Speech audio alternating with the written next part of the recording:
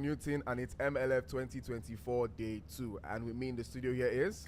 Hi everyone, good morning. My name is Justina Odige and I'm so excited to be here. It's MLF Day 2 like Ochiko rightfully said. And it's funny how you're enjoying yourself and time just goes so fast. It was literally yesterday that was day 1 and it's already day 2. I'm not so excited about the fact that it's going to end today, but what can I say? Well, the Bible says better is the end of a thing than the beginning thereof. I'm excited. Preach. I'm pumped, ecstatic. I am and expectant. I'm fully expectant. Today we're going to be having a wonderful session with Pastor Poju Oyemade and Pastor Godman Akinabi. Let's talk a little bit about the session yesterday. The first, second syndicate sessions and the panel session with Pastor Kingsley Okonkwo. What were your expectations met? Oh, my expectations were met and they were even, surpassed because, there was one key thing that everyone kept saying, right? Or everything Pastor said and Pastor Kingsley said as well, focused on mentorship. And, it's very interesting that that's something that we need to pay attention to in this season. And if you want to build something that will last, you need people that have gone ahead of you, right, that have had these experiences, because I believe that you don't need to experience everything by yourself. You can learn from other people's stories as well. So for me, that was something that really stood out and I had a great time yesterday. Interesting. Talking about vision, Pastor extensively spoke about it. Yes. How to picture something as a leader and be able to convert it from the ideation process to the execution process. For me, it's absolutely fantastic.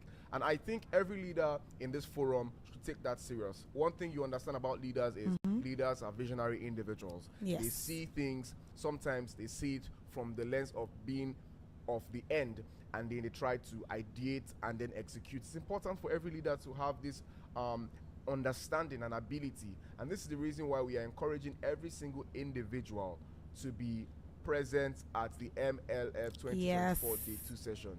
Listen, if you couldn't make it for Day 1, Day 2 is here and it's the grand finale, and I'm sure you don't want to miss it. Would you like to tell the online audience to do anything particular for today? It's interesting that you mentioned that because it was interesting, that you mentioned that because I really want to talk to the online family. So online family, we love you, we appreciate you. I know Ochiko feels the same way that I feel about you, and as a church, we feel the same way about you. We're grateful that you've been a part of this since yesterday. We love you, we appreciate you. And wherever you're joining from around the world, you're welcome to Day 2, as I said. And one thing I would like for the online family to do is please pay attention, have a conversation in the comment section, meet people, but please pay attention. And also don't forget to use the hashtags, hashtag MLF 2024 and hashtag built to last. It's very important that whatever conversations that you are having on either X or even on WhatsApp, on Instagram, whatever you learned yesterday and today, please have a conversation, spark a conversation around it, and please don't forget to use the hashtags,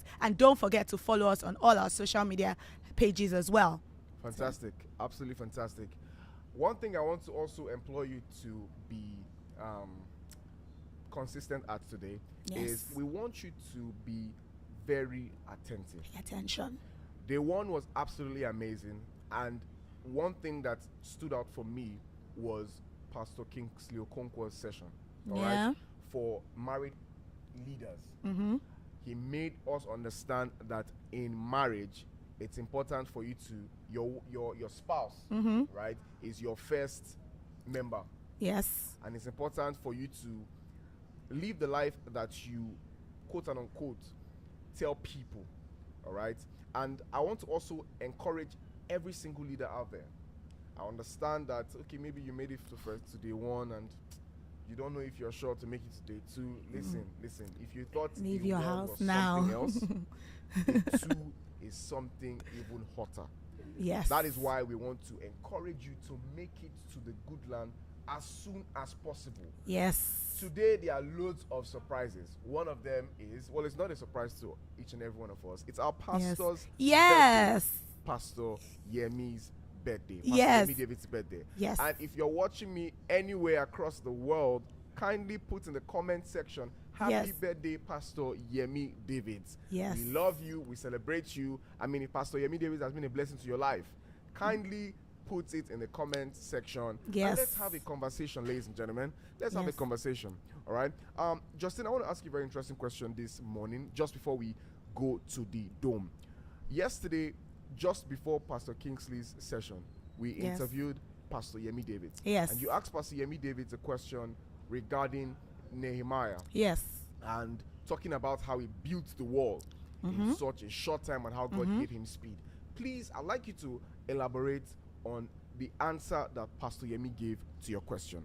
Okay, so before I answer that question, you talked about how Pastor Kingsley addressed the married leaders. I'm happy that he didn't leave the single leaders out of it as well. There was something he mentioned around, yes, there are structures, there are things that are in place for, single leaders. Enjoy the moment, just do things that, you're supposed to do. I think that's something that a lot of people forget, that there are some leaders that are not married. A lot of people are used to seeing leaders or being involved in leadership, people that are involved in leadership being married. So the fact that, okay, we were not left out of it, yes, single people were not left out of it, that was very interesting.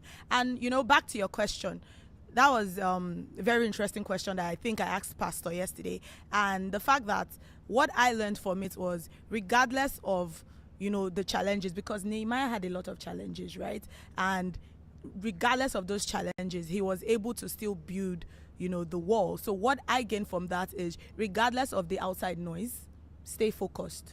There's a plan, there's an instruction, there's a burden on your heart to, do a certain thing, regardless of, where your background, because he was just a servant in the king's house, but he had a burden in his heart, to want to be great. So for me, regardless of where you start from, regardless of your before, as long as you're aligned in God's plans, there's always an after that is greater. And the good land is a testament to that fact. So that's what I learned from that. Absolutely yesterday. Amazing. One of the questions that we asked Pastor yesterday was regarding service. Yes. And service is so important, like our pastor said yesterday in his interview session. Service is a non-negotiable necessity if any individual has to make the most out of life and destiny. The reason why service is so important is because as a man of leader, or should I put it as a leader rather, yes, it's important that you are very, very, very keen to service. Service to who in particular? The people that you work for, your organization. You don't become a man that is, you don't oppress people. You become a very effective leader when you are full of service. Yes, all right? true. It's important that you are connected to your people when you serve.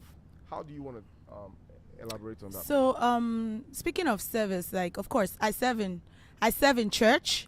I proudly serve in a unit, in Greater's unit in church, and I believe that service is very important because it's the first stage for you to learn how to be humble, because there are instructions that people will give to you, and if you're not humble enough, I don't think you can serve if there's no humility in you. And that's one of the things that PYD, our lead pastor, has tried as much as possible to instill in us through the words, through words of wisdom, through words of encouragement, just telling us that it's very important for us to have humility, because that's the way that you can get to the next level. You cannot get to the next level if you're not humble enough. And I also have a question for you. I remember yesterday Pastor Kingsley spoke about, I'm taking everyone back to mentorship for a bit, where he talked about mentorship. And I remember our conversation yesterday. I didn't know that in marriage you needed to have someone that you look up to in that sense. You can have someone you go to for advice. So how did that affect you? Do you have mentorship for your marriage, or is that something that you're now going to look into? Interestingly, I'm actually married, and many of the things Pastor Kingsley said yesterday, particularly your question, as a mentorship. I think mentorship is covered on every area and every ramification of life. Yeah. As a married individual, it's important that you have married people that you look up to. Yeah. Some of the time, it's important that you have people that are able to help you to, your expectation is already someone else's experience. In marriage, there's a place that people have gone to, and you are traveling on that road. It's important that you just only ask the people that have traveled the road once, how did you handle X, Y, and Z? You will never be the first person to venture into any type of vocation. You will never be the first person to venture any type of in industry. Ask questions. It's important. Even the Bible says it in the book of Jeremiah. It says, seek and ask for the old ways. It's important that you need to understand that every road traveled has been once traveled by an individual. And so when it comes to marriage, most especially in our contemporary world right now,